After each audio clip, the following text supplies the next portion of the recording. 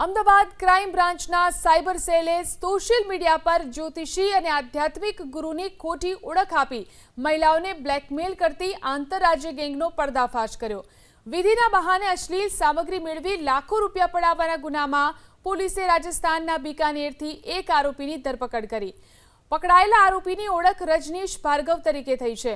ફરિયાદ નોંધાયાના એક સપ્તાહમાં જ સાયબર સેલે ટેકનિકલ સર્વેલન્સના આધારે તેને ઝડપી પાડ્યો।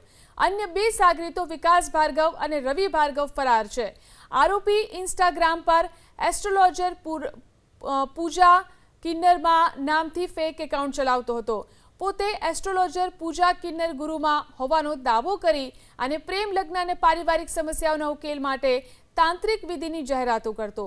विधि माटे जरूरी होवानुं कही पीड़िताना अंगत फोटो अने विगतो मेळवतो।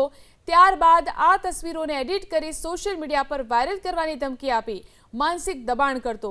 पीड़िताए डरना मारे अत्यार सुधीमां कुल 1,43,000 आरोपीना खातामां ट्रांसफर कर्या हता।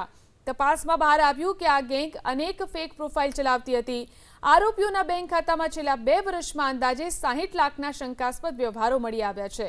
पोलीसने शंका है कि मात्र छेल्ला 1 महीनामां ज 65 थी वधु लोको आ गैंगनो शिकार बन्या छे।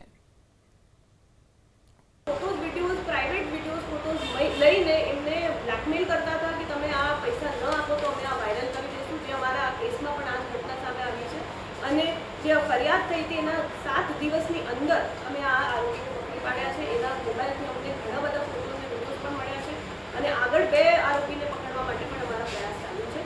આમાંથી એક જણ આનો રિશ્તેદાર જ હતો અને એક બીજો એનો મિત્ર હતો। આ રીતે આ ત્રણેય જણ મળીને સ્કેમ ચલાવતા।